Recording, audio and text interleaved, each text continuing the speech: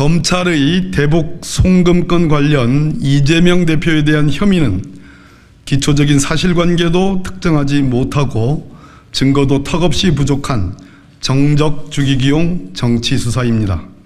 이재명 대표의 두 차례에 걸친 검찰 소환 조사는 말 그대로 망신주기 소환이고 회기 중 구속영장 청구를 통해 민주당을 분열과 갈등의 도가니로 몰아넣기 위한 정치수사의 백미입니다. 300만 불 대북 송금 사실을 입증할 증거도 부족해 보이고 구체적으로 송금 시기, 수령자, 송금 장소 등도 제대로 특정되어 있지 않습니다. 김성태가 검찰에 제출한 령수증에는 300만 달러 송금 시기가 2019년 11월이고 수령자가 송명철로 기재되어 있다고 합니다. 실제로 이재명 대표는 검사에게 령수증이 있느냐고 물었고 검사는 그렇다며 날짜까지 있다고 했습니다.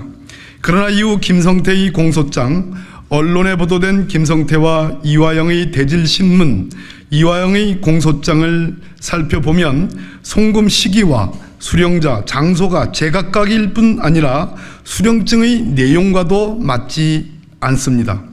2023년 2월 3일 기소된 김성태의 공소장에는 300만 달러 송금 시기가 2019년 11월 27일부터 12월 18일이라고 기재되었다가 이후 김성태 이화영 대질신문을 한 직후인 3월 19일자 중앙일보 보도에서는 송금 시기를 2019년 7월부터 11월 사이라고 보도하였는데 이틀 후에 기소된 이화영의 공소장에는 송금 시기를 2019년 7월경 100만 달러, 2019년 12월부터 2020년 1월 사이에 송명철의 200만 달러라고 기재하여 계속하여 송금 시기가 바뀌고 있습니다.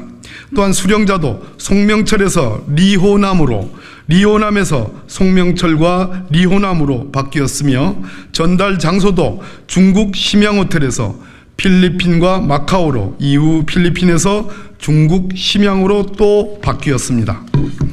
혐의 사실을 확정하기 위해서 시기와 인물, 장소의 특정은 기본 중에 기본입니다. 검찰은 혐의 사실을 제대로 특정하지 못한 채로 이재명 대표의 소환 조사를 강행한 것입니다. 이재명 대표에 대한 수사는 온통 거짓으로 점철되어 있습니다. 이 대표는 지난 9일 수원지검에 출석하여 8시간이 넘는 조사에 응했습니다. 그러나 조사 결과 작성된 120페이지에 달하는 피의자 신문조서는 이재명 대표의 진술을 완전히 왜곡하여 기재되어 있었습니다. 당시 이재명 대표는 변호인과 50조 가까이 조서 열람을 하였지만 본인이 말한 진술의 취지와 뉘앙스가 전혀 반영이 되어 있지 않은 것을 확인하고 더 이상 열람할 이유가 없다고 판단하였기에 열람을 멈추고 서명 날인 없이 조사를 종료하였습니다.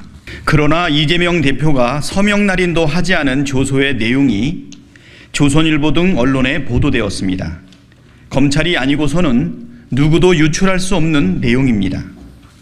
이재명 대표가 출석하기 직전인 12일 오전 조선일보는 이 대표가 참 황당하다, 이화영이 나도 모르게 도지사 직인이 찍힌 서류를 만든 것이고 서류를 가져오니 결제한 것일 뿐이라는 취지로 답변하였다고 보도하였습니다.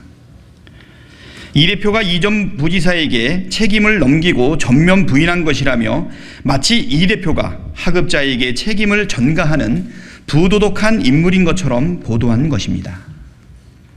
보도된 내용은 이재명 대표가 9일 조사에서 열람조차 하지 못한 부분의 조서 뒷부분 내용으로 심지어 이 대표가 진술한 내용과도 다른 명백한 허위사실입니다. 조사 당시 검찰은 이화영 부지사가 북한에 쌀 10만 톤, 2천억 원을 지원하겠다는 의사타진 공문을 발송했는데 이 대표가 알고 있었냐고 질문했습니다. 쌀 10만 톤이라는 그 규모가 지자체로서는 불가능하다는 걸 잘 알고 있는 이 대표로서는 황당무계한 이야기이고 처음 듣는 말이라고 진술하였습니다.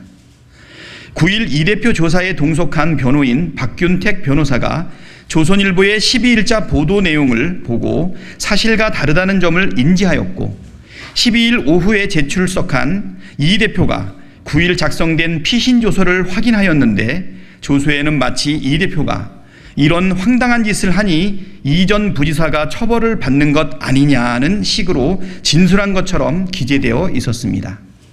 이는 아를 어로 바꾼 수준을 넘어 새로 허위 사실을 창조한 것이나 다름없습니다. 이런 검찰의 황당무계한 조서 조작 행위 때문에 9일자 피신 조서에 이 대표가 서명 날인을 할 수 없었던 것입니다. 이 대표 측은 해당 조서는 진술과 달리 잘못 기재되어 있을 뿐 아니라 심지어 검찰 고위 관계자에 의하여 언론에 유출되어 피의사실 공표 및 공무상 비밀 누설에 이용된 범죄 이용물이기 때문에 서명 날인할 수 없다는 입장을 분명히 밝히고 서명 날인을 거부한 것입니다. 검찰이 자랑하던 엘리트 특수통들의 수준이 바로 이 정도라는 것에 참담함을 느낍니다.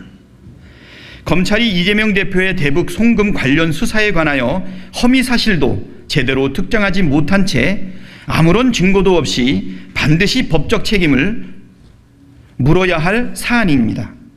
그러하기에 이재명 대표의 변호인은 어제 검사 조사실에서 성명불상 간부를 공무상 비밀 누설, 피의사실 공표, 허위사실 적시 명예훼손죄로 처벌해달라고 구두 고발 조치하였습니다.